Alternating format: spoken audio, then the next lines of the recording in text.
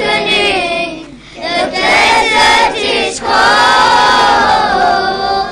Gone is my baby, just 6 months old. The skies are darkening, the desert is cold. Gone is my baby, just 6 months old. I cannot find him, my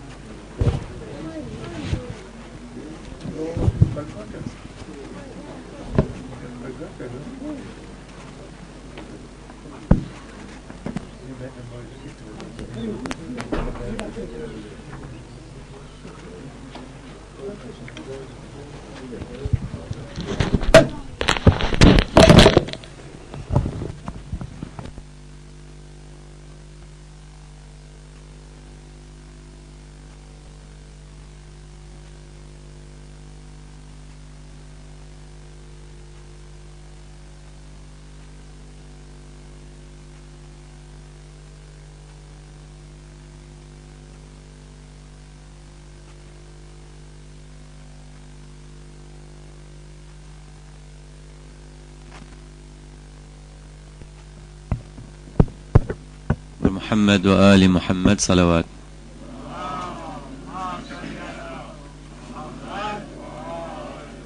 سورة المباركة الفاتحة.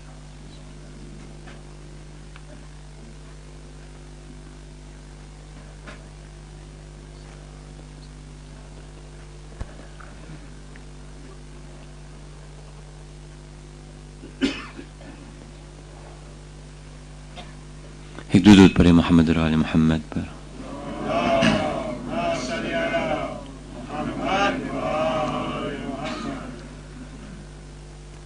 اے ماں تم مجھے پاس بلا لو، مجھے پیاس ستاتی ہے. اے ماں تم مجھے پاس بلا لو، مجھے پیاس ستاتی ہے. تربت سے علی اصغر کی، تربت سے علی اصغر کی آواز یہ آتی ہے. اے ماں تم مجھے پاس بلا لو، مجھے پیاس ستاتی ہے. یاد آئے بہت مجھے کو تیرا جھولا جھلانا، کبھی سینے سے لگا کے تیرا لوری سنانا. جب ریت گرم پیاری ماں، جب ریت گرم پیاری ماں میرے تن کو جلاتی ہے. اے ماں تم مجھے پاس بلا لو، مجھے پیاس ستاتی ہے. ہائے پیاس کی شدت سے گلا سوکھا پڑا ہے زخمی گلا اس میں اے ماں درد کھڑا ہے. تربت میں اکیلا ہوں میں، تربت میں اکیلا ہوں میں، تنہائی ڈراتی ہے. اے ماں تم مجھے پاس بلا لو، مجھے پیاس ستاتی ہے. جھولے میں پڑا اصغر دل رات ہے رویا، جب پیاس بجھی اس کی تو پھر چین سے سویا. مقتل میں سکینہ پھر کیوں، مقتل میں سکینہ پھر کیوں اسے ڈھونڈنے جاتی ہے؟ اے ماں تم مجھے پاس بلا لو، مجھے پیاس ستاتی ہے۔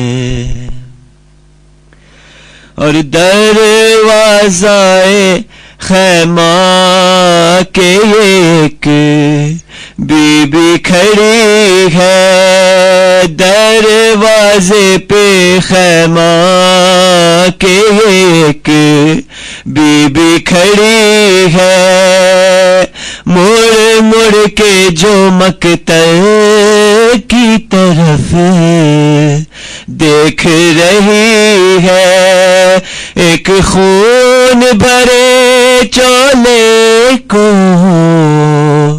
ایک خون بھرے چولے کو آنکھوں سے لگاتی ہے۔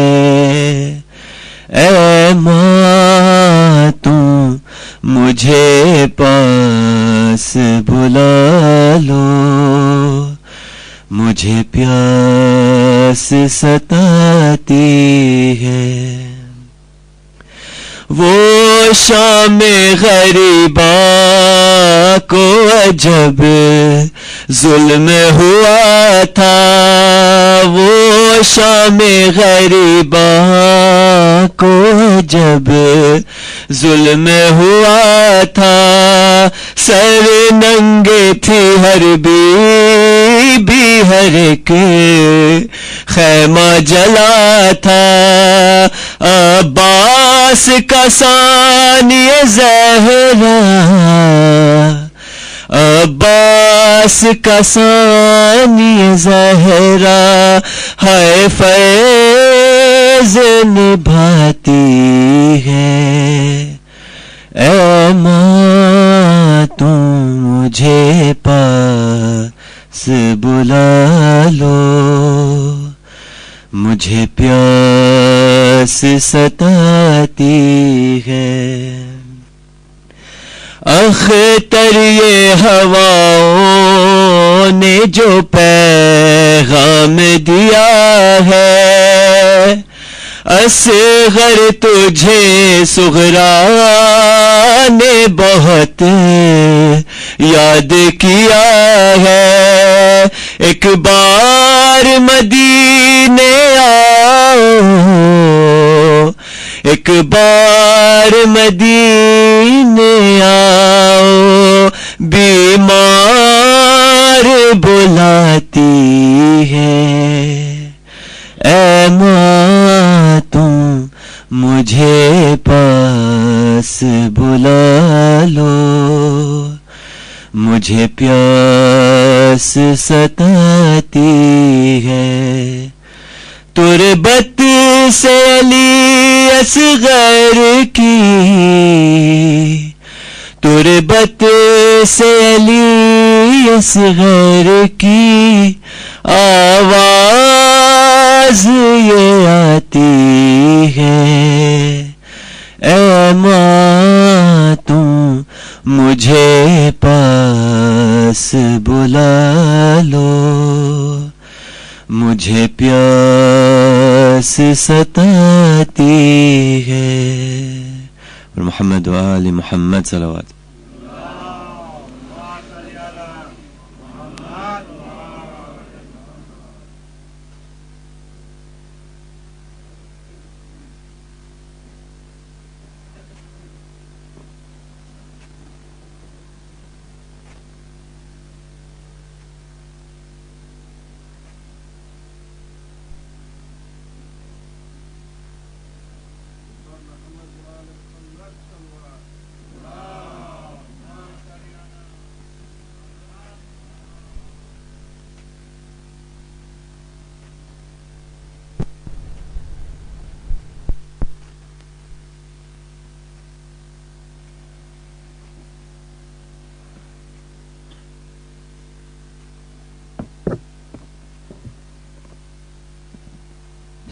بر محمد وآل محمد صلوات.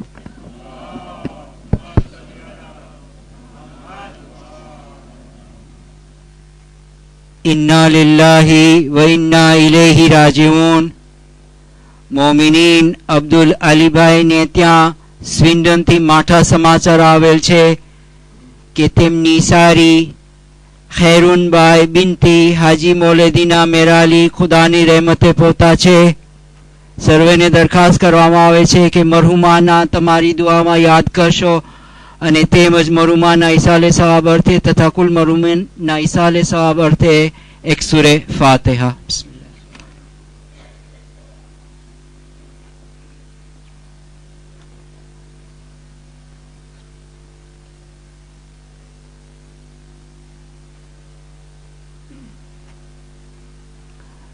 This is a humble request. Can I please ask if you can come as forward as possible so our other brothers can join us as well. And we'll now commence with the Majlis program. Bar Muhammadin wa ali Muhammad salawat.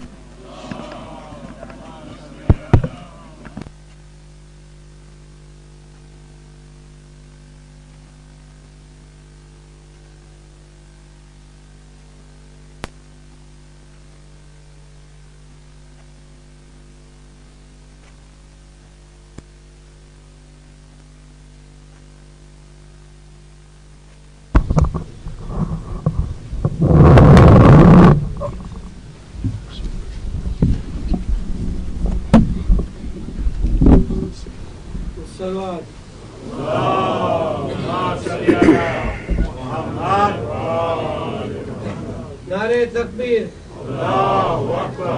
नारे रिसालत, नारे हैदरी, कैसी थी Oscar की हंसी तेरे हुरमला से पूछो, क्या राज है हर मस्का खाके सिर से पूछो, बढ़ती है हर थरथरी सी बदन में देख के मैयत, किस जिगर से देखी बहतर ला से तिले नई नवा से पूछो. सलवात.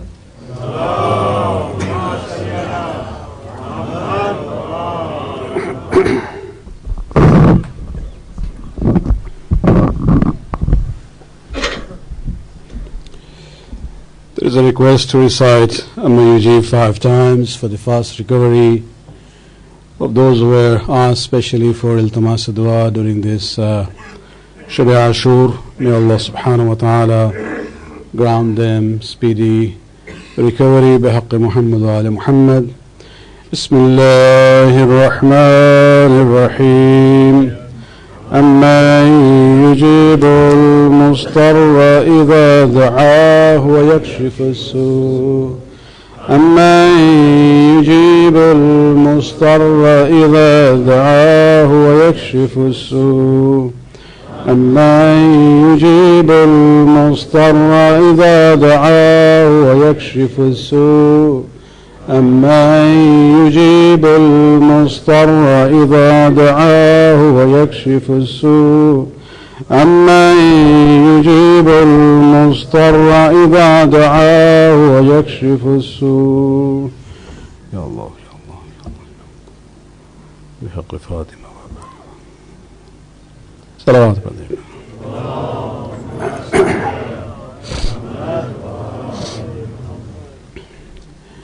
أعوذ بالله من الشيطان اللعين الرجيم. بسم الله الرحمن الرحيم. الحمد لله الذي لا يبلغ مدحته القائلون ولا يحصي نعماه العادون ولا يؤدي حقه المجتهدون الذي بعد فلا يرى وقرب فشهد النجوى تبارك وتعالى. والصلاة والسلام على سيد الأنبياء وخاتم المرسلين وشفيع المذنبين سيدنا ونبينا بالقاسم محمد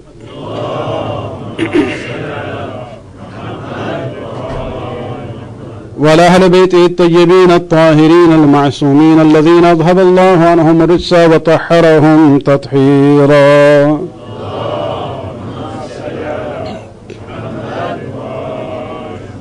واللعنة الدائمة الباقية على أعدائهم ومنكر فضائلهم وغاصب حقوقهم من الآن إلى قيام يوم الدين. أما بعد، فقد قال الله سبحانه وتعالى في كتابه الكريم: إن الذين آمنوا وعملوا الصالحات أولئك هم خير البرية. صلوات من إقبال.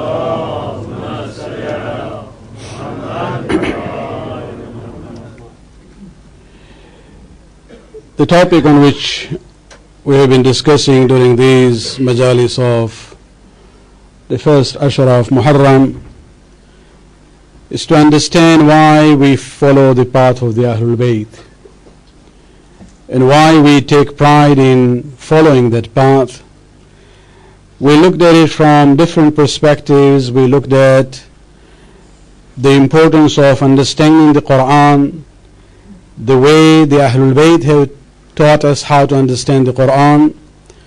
Even when we talk about the ayat and mutashabihat, dealing with the various qualities of Allah subhanahu wa ta'ala, we see that there are two different understandings based on the path that one follows. If you follow the path of Ahlul Bayt, you reach to one point. If you follow the path of the Sahaba, you reach to a different point. Even when we look at the status of the Prophet, his nubuwwat, and the process of revelation, again we saw that there are two different narratives. When we look at the concept of justice, not only in theological sense, when we talk about the concept of justice, even when we talk about justice in jurisprudence and in the society, we see different outlooks as far as the school of Ahlul Bayt and the school of Sahaba is concerned. We also looked at the relationship between the Quran and the Sunnah, and although we call ourselves Shi'atu Ali, but it doesn't mean we do not follow the Sunnah of Rasulullah. Rather, we follow the Sunnah of Rasul through the channel of Ahlul Bayt, which we consider to be the direct and the reliable channel for the Sunnah of the Prophet. And finally, last night and the night before, we talked about what does it mean when we call ourselves Shia. What is the essence of Shiaism? And there were 2 points that we discussed. One was that the essence of Shiaism can be summarized in 2 words. One is ita'at and the other is muhabbat. One is obedience and the other is love. And we talked about it. Inshallah, tonight we will, keeping in mind that this is Shab Ashur, this is Shab Azar. We divide the events, during the 10 nights, but this is the actual eve of the Shahadat of Hussein and his family and his companions in Karbala. And there also I would like to connect to the general theme, the 2 different paths. When we say we prefer the path of Ahlul Bayt, because Allah subhanahu wa ta'ala says we have to love them and we have to obey them. But there is another way also looking at it, looking at this whole issue. Sometimes when you look at a theory or a concept, in order to see whether it is valid or not, sometimes it is always useful to look at the end result. The way we say in Urdu, samar se shajar ka pata chalta hai. The fruit tells you whether the tree is a good one or not. So sometimes, when we look at these 2 different paths in the world of Islam, let us look at the end result. After the wafat of the Prophet, in 50 years, what happened? We have this, historical event known as the Day of Ashura. What happened on the Day of Ashura there? You see 2 individuals. One is actually the result of one path, and the other is the result of the other path. If nothing else convinces you that the path to be followed is the path of the Ahlul Bayt, then go to Karbala. On the Day of Ashura, you will see that if you follow the other path, where do you end up? You end up with a person like Yazid, who was installed upon the Ummah by Muawiyah, and his success was engineered by others. And basically he represents the same mentality which was there of Abu Sufyan in the era of the Jahiliyyah. Whereas on the other side you see Imam Hussein alayhi salam, who actually represents Hassan, and before him Ali, and before him Rasulullah. So sometimes when we see whether which are the two paths that we should be following, even if we don't want to go into other arguments, just go on the day of Ashura to Karbala. In your mind, go back to history. And there you will see the end result of the two paths. And that end result will tell you that if you want to be with the right path, you have to follow the path of the one who was known in the words of the Prophet as Sayyid al-Shabab Ahl al-Jannah, the chief of the youths of paradise. And that is Hussein bin Ali alayhi salatu wa salam. Salawat.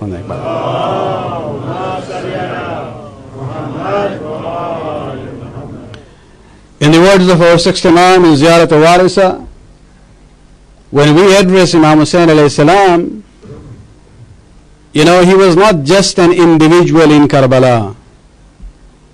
It was not just a political fight between two individuals. No, they actually were representation of two schools of thought. They were the end result of the two paths that we see in the world of Islam. When we look at Hussein, we do not just say you are Hussein, an individual. In the words of the sixth Imam, we are told, do salam and say, Ya warisa Adama, Safiyullah. You are waris of Adam. You are heir of Adam. You are heir of Nuh. You are waris of Ibrahim. You are waris of Musa. You are waris of Isa. And then you come to the actual family line where you say, you are waris of Muhammad, you are waris of Khadija, you are waris of Ali, you are waris of Fatima, and you are waris of Ali, Hassan alayhi salatu wa salam. Salawat.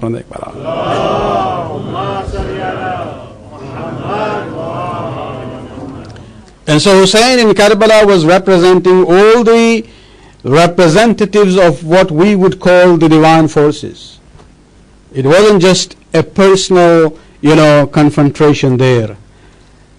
And if Hussein is there representing the divine forces, then where do we categorize Yazid? Unfortunately, we have people like the Wahhabis and the Salafis in Saudi Arabia even now. Wizaratul Ma'arif, their Ministry of Education, which produces textbooks for the schools there, they actually, one of the textbooks that they have in history has the title Amir al-Mu'minin Yazid bin Muawiyah. Just think about it. For them, he's Amir al-Mu'minin. And that is the perspective where you see people like Zakir Naik coming and saying, Nauzubillah, Hussein made a mistake. And this is where we see the two paths are very clear. And when we look at the two individuals, we see in the words of Rasulullah, they are completely different.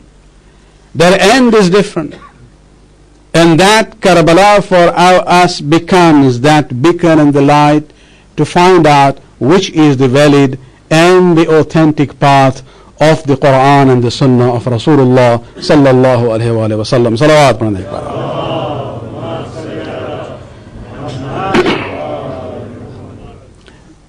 Being Shab Ashur, I would like to dedicate this night to talk about the mission of Imam Hussein alayhi salam. Why did he do this? Sacrificed everything that he had. Most of the members of his family were there. The companions were there. The women and children were there. And then this really becomes a very important issue for us when we sit down and do the Azaf, Sayyid al-Shuhada. Of course, we can go to many historians, philosophers, scholars of religion, people who are inspired by Imam Hussein alayhi salam and try to find out why Imam Hussein did this and that. I think the best way would be to go directly to Hussein bin Ali and ask him why he did this. And actually he has given us the answer. Before he left Medina, he wrote a will. Left it with his brother Muhammad Hanafiya, whom he asked to stay back in Medina. That will that Imam wrote was not a normal will. That a person would write about himself, what is to be done after he dies, where he is to be buried, what is to happen with his estate, how is it going to be divided. No, there was nothing personal in that will at all. This was, although we call it wasiyyat, but it was actually a mission statement of the movement of Hussein bin Ali. In there, Imam Hussein alayhi salam very clearly, stated why he is doing what he is doing. And basically the will can be divided into 4 parts. The first is the negative statement. Then he comes to the positive, then he talks about the method, and then he explains the precedence of what he is doing. Negative one is the one where he starts by rejecting the motivations which will be ascribed to him by historians later on. Even now we have people like Zakir Naik and others saying, oh, this was a political movement. In a sense, he was looking for power. And this is where Imam makes it very clear, where he says, إِنِّي لَمْ أَخْرُجْ أَشِرًا وَلَا بَطَرًا وَلَا مُفْسِدًا وَلَا ظَالِمًا. 4 reasons he rejects. He says, I have not risen against Yazid for seeking adventure. Somebody who seeks adventure doesn't go with his family and children, where he is going to put his own life in danger. Number 2, he says, Wala bataran, and I'm not seeking, this is not out of arrogance that I would like to get supremacy in the society. No. Wala mufsidan, I do not want to create chaos in the society. Wala zaliman, and I'm not even being unjust to anyone by doing what I'm doing. And so very clearly he knew there will be people who will come after me, especially the historians who are in the pay of the darbars of the Khulafa. They will try to justify my action with these kinds of motivations. And then he comes to the second part where he says, why I have done it. إِنَّمَا خَرَجْتُ. The term إِنَّمَا is for exclusivity. إِنَّمَا خَرَجْتُ لِطَلَبِ الْإِصْلَاحِ فِي أُمَّةِ جَدِّي. I have only risen to reform the community of my grandfather. The purpose of what I'm doing is to reform the ummah of my grandfather. And then he says, what is the method in our Sharia for reforming the ummah? He says, أُرِيدُ أَنْ أَأْمُرَ بِالْمَعْرُوفِ وَأَنْهِيَ عَنِ الْمُنْكَرِ. He says, I'm doing this by following the method which is there in our faith, in our Sharia. And by doing this, I'm actually doing amra bil ma'ruf. I'm bidding people to do good and forbidding people from evil. And then further on he says, what I'm doing is not a bid'at or an innovation. That Hussein has invented something new. No, he says, وَأَسِيرُ بِسِيرَةِ جَدِّي وَعَلِي Ali bin Abi Talib. He says, and I have followed the path of my grandfather and my father Ali bin Abi Talib alayhi salatu wasalam. Salawat on the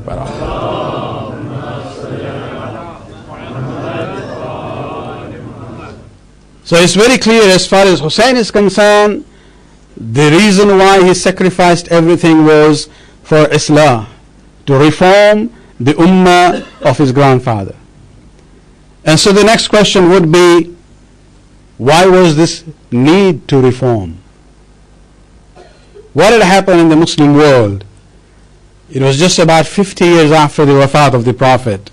What had happened that the Imam felt that it is necessary to do Islah and to reform the Ummah.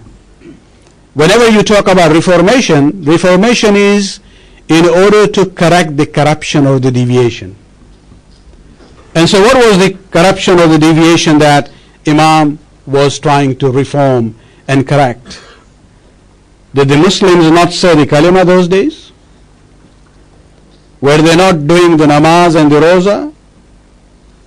Were they not paying zakat and fitra? Were they not going for hajj? These are the arkan of Islam. These are the pillars of faith as they call it. Everything was being done. But then the answer would be that yes, they used to do namaz, they used to do roza, they used to pay zakat and fitra, they used to go for hajj, they used to recite the kalima. But this was all on the ritualistic level, and the spirit of these rituals was missing. But I would actually go even further, that it was not only the spirit of Islam which had been, the rituals of Islam had been corrupted, even the spirit and the rituals all together had been corrupted. And to show that, let me just talk about one, which is the most visible of all the rituals in Islam. Salawat Pana Ekbar.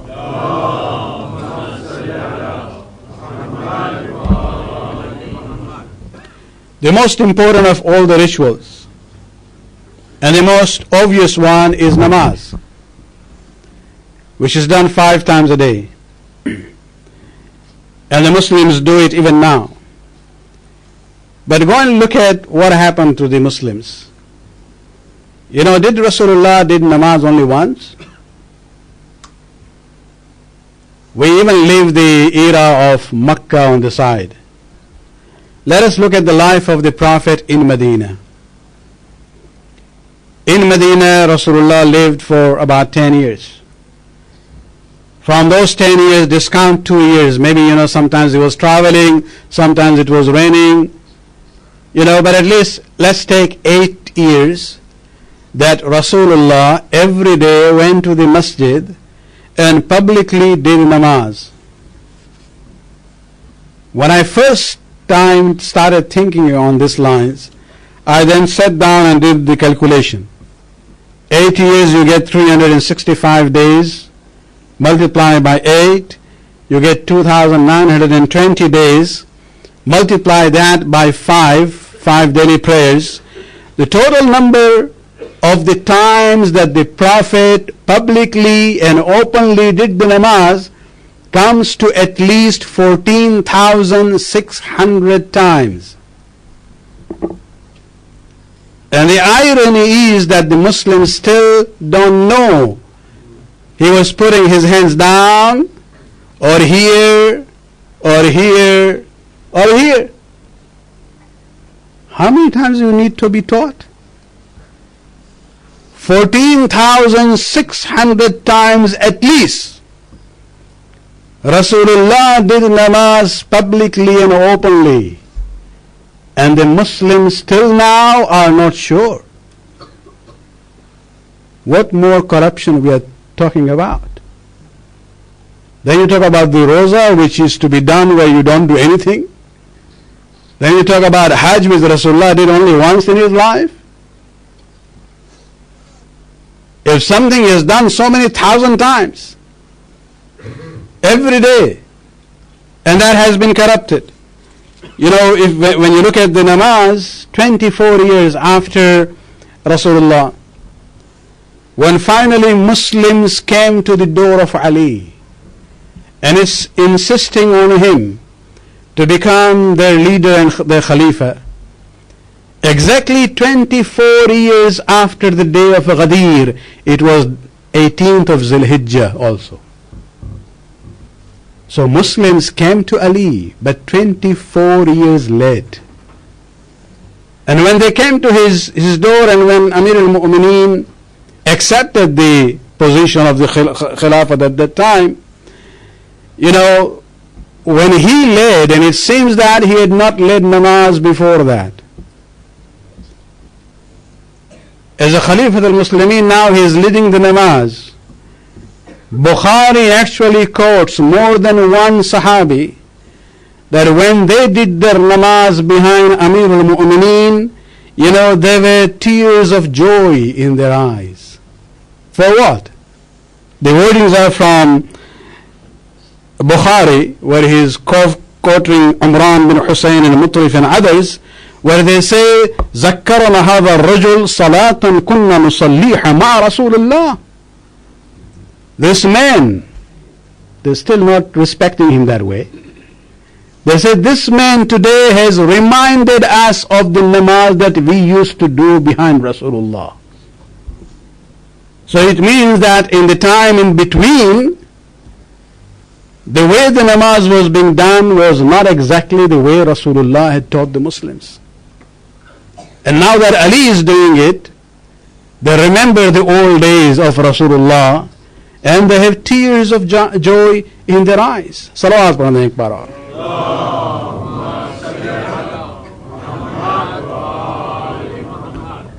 And this is in Medina, in Iraq area. You go to Syria, where these people had come into fold of Islam after Rasulullah. They had never seen Rasulullah or the close companions of Rasul. They were taught Islam by Banu Umayyah.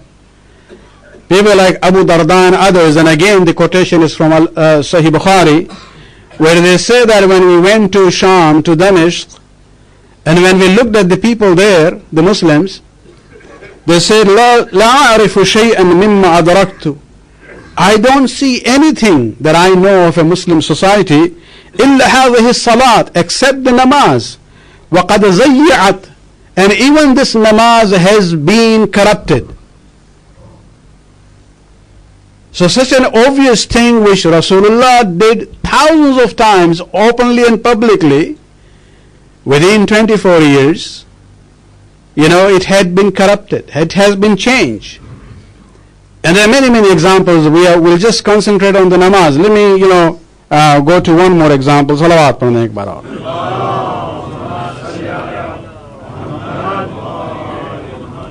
The issue of Bismillahir Rahmanir Rahim. Let's forget about the second surah. Look at the first surah. The Shias and Sunni both agree. In the first and the second rakat you have to do, the first surah would be Surah Al-Fatiha. And when you say Surah Al-Fatiha, there is a difference of opinion. The Ahlul Bayt, all of them unanimously, and the Fuqaha who follow them, they say that in your namaz, when you say Surah Al-Fatiha, in any of the namaz, you should say it loudly. That is recommended. In Fajr namaz you do the surahs loudly, in Maghrib you do loudly, in Isha you do loudly, in Zuhr and Asr you do the surahs silently.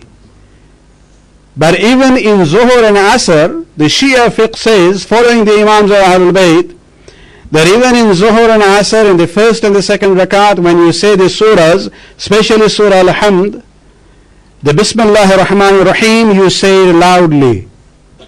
It is highly recommended. To the extent that it has become one of the signs of the Shias. Imam Hassan al-Askari alayhi salatu wassalam,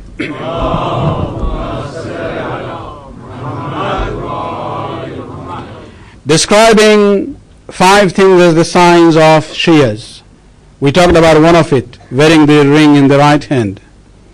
Other was Arba'in, ziyarat of Arba'in. And then the issue of using, putting the forehead on the turbat. And one of the signs he says of the Shia is that al-jahr bi bismillah. That in namaz, whenever they say Bismillah ar-Rahman ar-Rahim, they would say Bismillah ar-Rahman ar-Rahim loudly. Even in this namaz where the surahs are dark, silently. You look at the madahib of Ahl Sunnah wal Jama'ah. Some of them say you don't have to say it. You don't have to say Bismillah ar-Rahman ar-Rahim. Others say you have to say it, but you say it silently. And therefore you will see in most of their namaz, they say Allahu Akbar. And then immediately you will hear Alhamdulillahi Rabbil Alameen. Those who are saying it silently will say it silently and then go to Alhamdulillahi Rabbil Alameen. The question is, what is the problem with Bismillahir Rahmanir Rahim? Is there a dislike for that statement? Imam Fakhruddin Razi, a very prominent Sunni commentator of Quran, is a very interesting fellow. In the very first volume, he has about 20 volumes of tafsir. In the very first volume, under Bismillah ar-Rahman ar-Rahim, in Surah Al-Fatiha, he dedicates about 3 pages of the old style of the books, the long one. 3 pages discussing that I believe that we should say Bismillah ar-Rahman ar-Rahim loudly in namaz. And what is his dalil? He says, because I have seen in the books of history and hadith that Ali ibn Abi Talib ﷺ used to always insist on saying Bismillah ar-Rahman ar-Rahim loudly in all his namaz. And then he concludes, he says, وَأَقُولُ هذه الحجة قوية في نفسي وراسخة في عقلي لا تزول البتة بسبب كلمات المخالفين. He says this insistence of Ali in history, that I would say Bismillah ar-Rahman ar-Rahim in namaz loudly all the time, this itself is a strong dalil for me and is sufficient. I don't care about others who have different opinions. And he says why? وَمَنْ يَقْتَدِي فِي دِينِهِ لِعَلِي بِنْ أَبِي طَالِبٍ فَقَدْ اهْتَدَى. He says because whoever follows Ali in the matter of his religion, he has been rightly guided. Why? He says my dalil is what the Prophet had said, that when he said عَلِيٌّ مَعَ الْحَقِّ وَالْحَقُّ مَعَ عَلِي, he also prayed to Allah subhanahu wa ta'ala, اللهم عدل الحق مع علي حيث دار. O Allah, turn the truth and haqq to whatever direction that Ali is turning. Salawat pranay ekbar.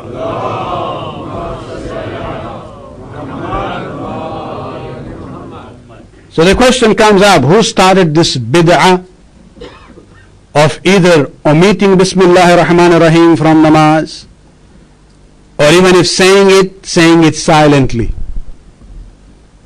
Somebody must have started that.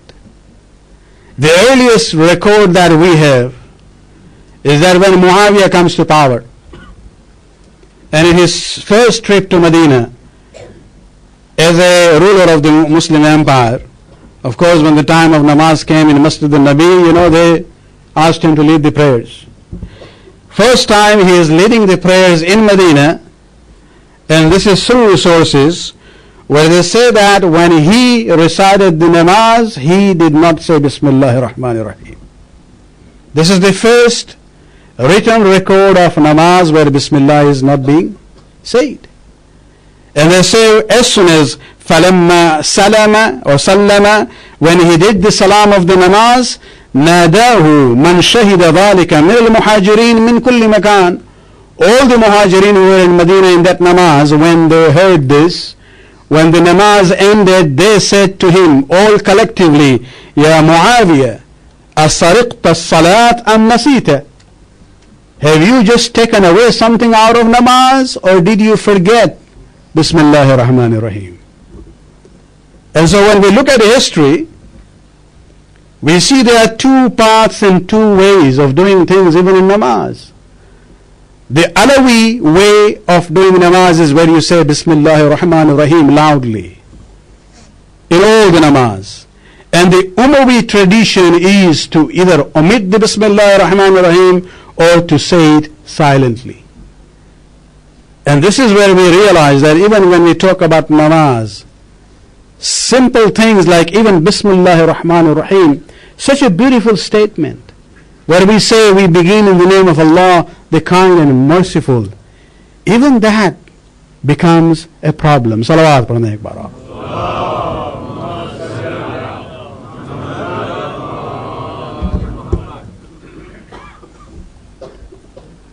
There is something in my own understanding of this issue what I would like to share with you. If you agree, you agree. If you don't agree, you have a right to disagree. Because I used to think about it. Why would Muawiyah omit Bismillah ar-Rahman ar-Rahim? And I decided to give him benefit of doubt, that maybe he did this for a good reason.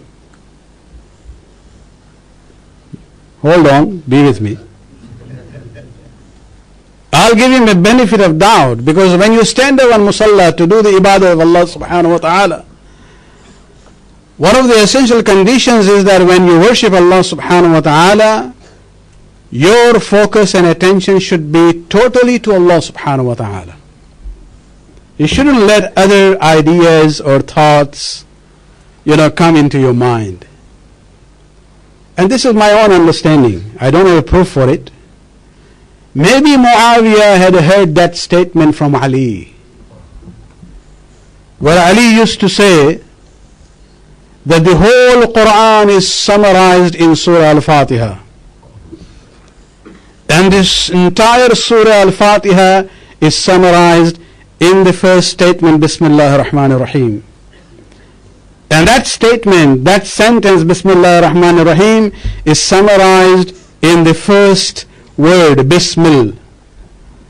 And that Bismil is summarized in the first letter, Ba, and that Ba is summarized in that dot and the Nuqta which is under Ba, وَعَنَا نُقْطَةُ الَّتِي تَحْتَ الْبَا, and that Nuqta under the Ba, that is me.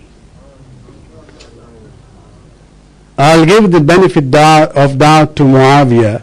Maybe he had heard that from Ali. And whenever he says Allahu Akbar, the image of Ali would come in his mind.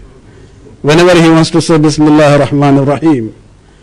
And so probably to get rid of that, he basically just got rid of the statement Bismillah ar-Rahman ar-Rahim. Salawat Akbar.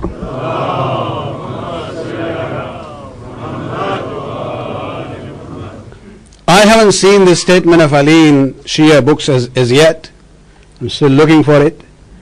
But this quotation is from a Sunni source, Sulaiman al-Qanduzi. It is a book called Mawaddatul Qurba, Yanabi al-Mawadda, and that's where he has quoted that this is the statement of Ali. Sometimes when we talk about it, and I'm sure you must have heard it many times, the new generation, they have questions. They say, how can this be? What does it mean? The whole Quran is summarized in Surah Al-Fatiha. The whole surah is summarized in the first sentence, Bismillah ar-Rahman ar-Rahim. The whole sentence is summarized in the first word, Bismil. And the first word is summarized in the first letter, Ba. And that Ba is summarized in the Nuqta. And Ali says, I am that Nuqta. It's not easy to comprehend that concept. But there is a way to make it easy for us. Because if you look at the essence of knowledge, when we talk about knowledge is either communicated by words or by writing. And so the speech, whether verbally or in a written form, that is ilm and that is knowledge. And speech is composed of, paragraphs, for example. Paragraphs are from sentences. Sentences are made of words. Words are made of letters. And when you come to the letter, how do we define the letters? Letters in any language is actually a line. Either it's straight or it's curvy. It could be English, it could be Arabic, it could be Gujarati or Japanese.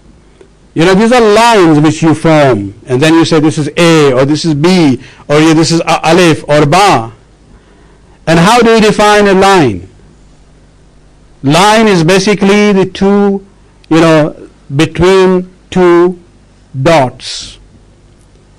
And so when you break down the whole concept of ilm and knowledge, the smallest part of knowledge would be that dot and nuqta. To make it more easier, you look at the laser printer. When you go buy a laser printer, you see 300 dpi, 600 dpi, 900 dpi. If you are a printing machine, you look for 1200 dpi. What is dpi? What does dpi stand for? Dots per inch. What does that signify? You are going to print either words from your computer or images, but the printer looks at it dots. And this is where you come to realize that when Amir al-Mu'mineen says that if you really break down everything from the Quran, the smallest thing that you get is the nuqta. That is the beginning of the process of ilm. And Ali relates that to himself by saying, وَعَنَا النُّقْطَةُ الَّتِي تَحْتَ الْبَا. Salawat pढ़ने एक बार.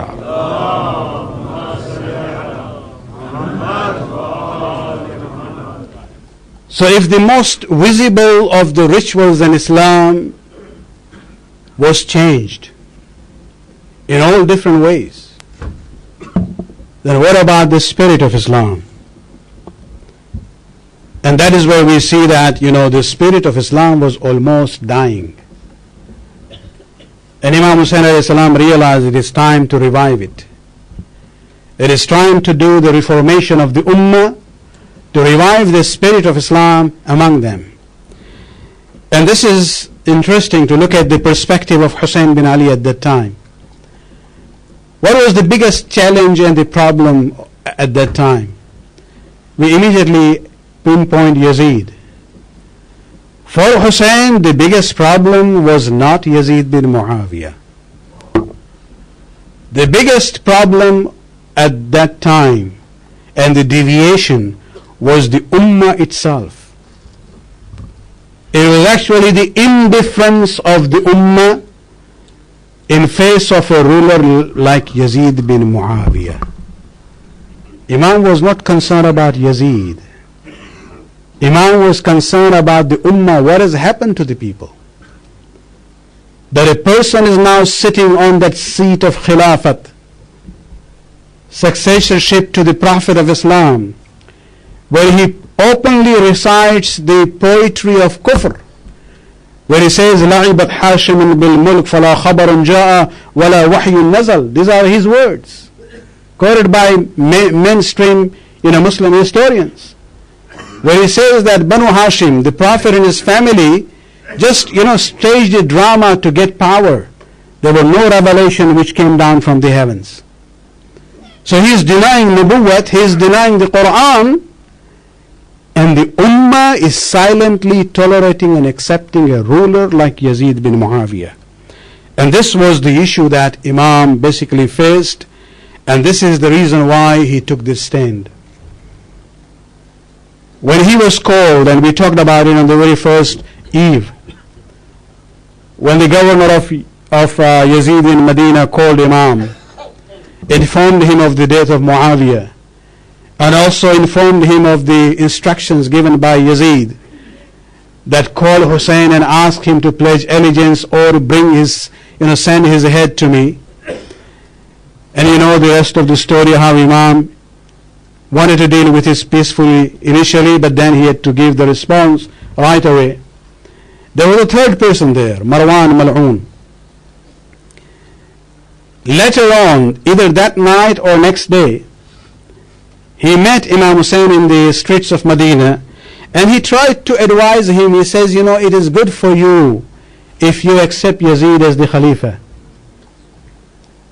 And the response of Imam is very interesting when he says, when he heard the words of Marwan, he says, Inna lillahi wa inna ilayhi raji'un. When do we say these words?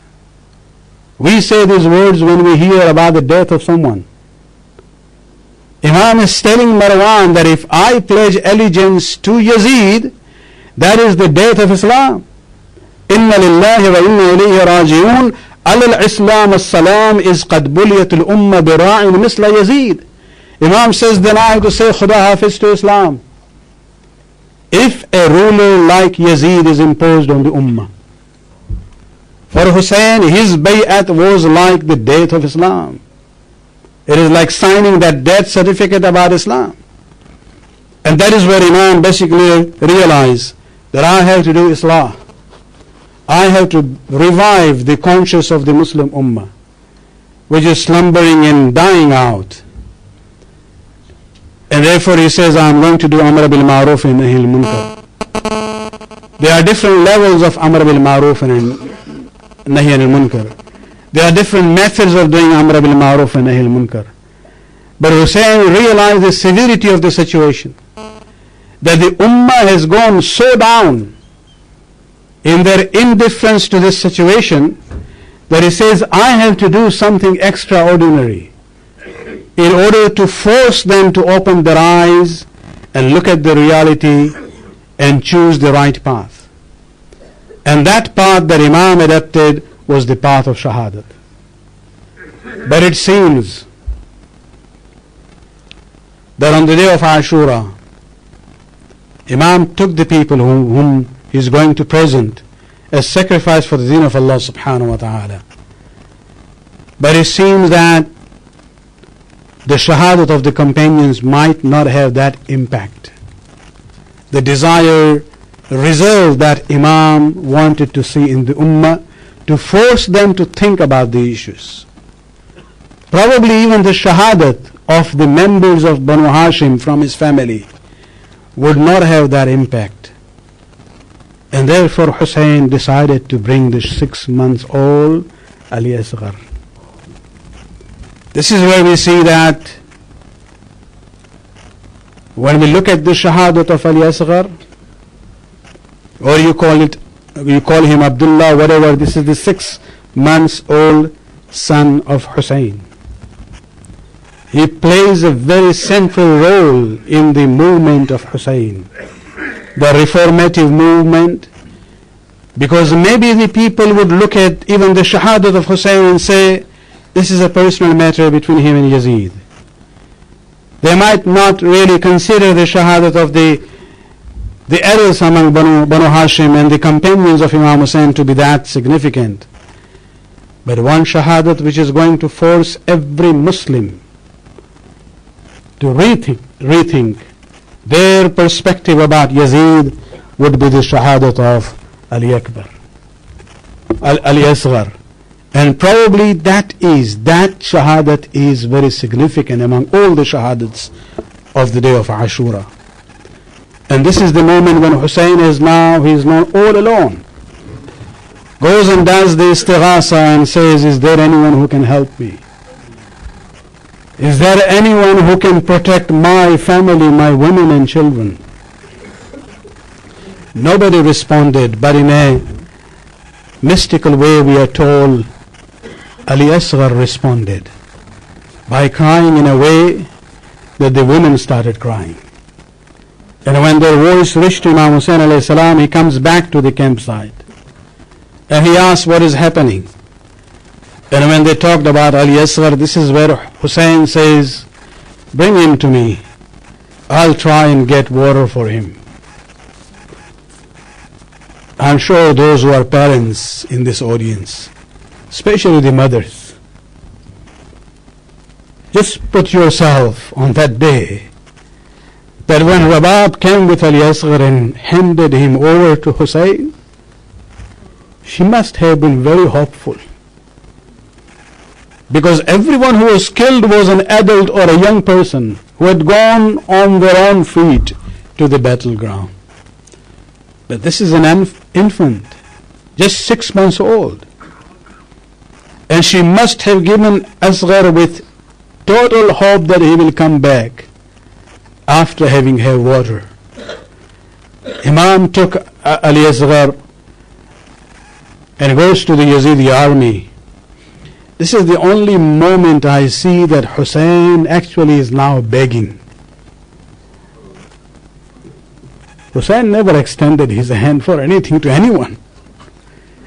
But at that time he says, Illam tarhamuni, if you have no mercy on me, if you think I have done something wrong to you and you are seeking revenge against me, what is the fault of this baby? His mother's milk has dried up. What is the fault of this baby? Give him water. Then he sends as if they are thinking that he is asking for water for Ali Asghar for himself. This is where he puts him down. But even then, nothing happens. Of course, the normal soldiers, the ordinary soldiers of Yazidi army, were human beings. They had children themselves. And the impact was there. Many of them started crying. And there was a murmur going on that what is the fault of this baby? Give him water. That is where Umar ibn Sa'd turns to Hurmala. And look at the word he uses. He says, Iqta' kalam al-Husayn. He doesn't say, kill the son of Hussein. He says, kill the argument of Hussein. Asghar is actually the proof of innocence of Hussein bin Ali in Karbala. And this is the time when Imam Hussein alayhi salam raises Asghar back onto his hand And that is the time when Hurmala sends shoots an arrow with 3 heads in it. 3 heads in it.